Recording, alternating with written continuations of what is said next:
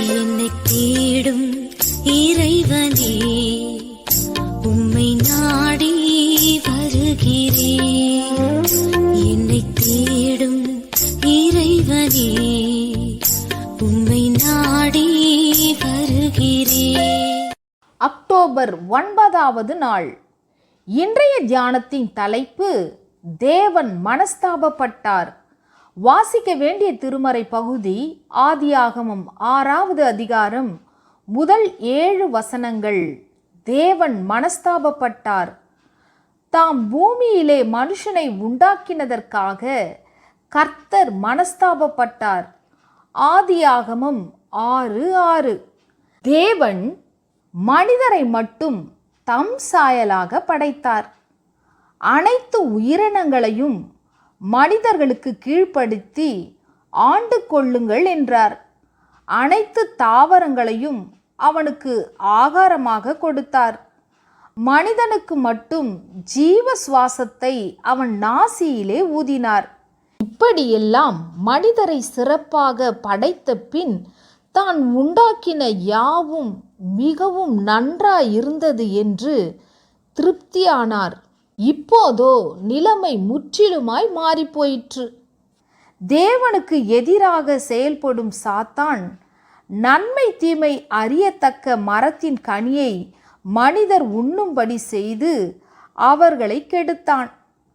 ராட்சதர் போன்ற பலவான்களை உருவாக்கி மனித குலத்தை வேறு வகையில் நாசப்படுத்தக்கூடிய வகையில் தேவகுமாரர் மனித குமாரத்திகளோடு உறவு கொண்டனர். இது ஒரு பாலியல் குளறுபடி. மனிதனை மீட்பின் பாதையில் இட்டு செல்ல வேண்டும் என்ற நோக்கத்தோடு தேவன் இஸ்ரவேலரை தெரிந்தெடுத்து பக்குவப்படுத்த வேண்டும் என்று திட்டமிடுகையில் இப்படியொரு ராட்சத இனம் தோன்றுமானால் மனிதரை மீட்டெடுக்க இயலாதே என்பது தேவனது வருத்தம்.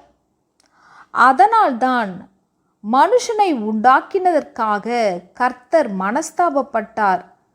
தான் நல்லதை செய்திருக்கிறோம் என்று மனநிறைவு பெற்ற தேவன் அதே காரியத்திற்காக வருந்துகிறார். நோவாவை தெரிந்து கொண்டு மீதி மனிதர்களை அழிக்க திட்டமிடுகிறார். இன்றும் பாலியல் கொடுமைகள் தலை விரித்தாடுகின்றன. சிறுவர் சிறுமியர் வன்முறைக்கு ஆளாகின்றனர். தனியொரு பெண்ணை ஒரு கும்பல் சீரழிக்கிறது. தங்களுக்கு பிடிக்காத ஜாதியாரை ஒடுக்குவதற்கும் ஊரை விட்டு துரத்துவதற்கும் இந்த வன்முறை கருவியாக பயன்படுகிறது. சில சிற்றூர்களில் தண்டனையாகவும் பாலியல் மீறல் செயல்படுத்தப்படுகிறது. இவற்றை அறியும்போது நெஞ்சு பொறுக்குதில்லை. உள்மனம் ரணமாய் வேதனைப்படுகிறது. இதை காணும் இறைவனும் மனம் வருந்துவார். மனிதராகிய நாம் வருந்துவதை தவிர வேறொன்றும் செய்வதறியாது திகைக்கிறோம். எல்லாம் வல்ல ஆண்டவர் அப்படி இருக்க மாட்டார். அவர் தண்டிக்க முனைந்தால் இந்தியா தாங்குமா? அந்த பயம் நமக்கில்லையே. கிறிஸ்தவர்களுக்குள்ளும் ஊழியர்களுக்குள்ளும் கூட வேசித்தனம் ஊடுருவுகிறது என்பதை பார்க்கும் தேவன் என்ன செய்வார் என்று சிந்தித்து பாருங்கள். கிறிஸ்தவர்களுக்குள்ளும் ஊழியர்களுக்குள்ளும் கூட வேசித்தனம் ஊடுருவுகிறது என்பதை பார்க்கும் தேவன் என்ன செய்வார் என்று சிந்தித்து பாருங்கள். என் ஜனம் பாவத்தில் மாழ்கிறதே, என் உயிர் தந்தேன் மண்ணுயிர்க்கே. என் ஜனம் பாவத்தில் மாழ்கிறதே, என் உயிர் தந்தேன் மண்ணுயிர்க்கே. என் துயரதோனியோ இதை யார் இன்று கேட்பாரோ?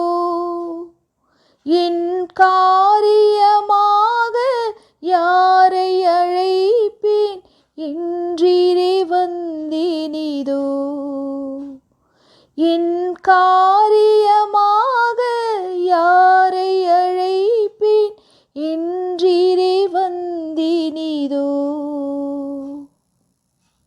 ஜெபம். தேவனே, நான் செய்யும் பாவங்களுக்கு நானே மனஸ்தாபப்பட்டு திருந்த முயல்கிறேன். என்னை இரட்சியும். ஆமேன்.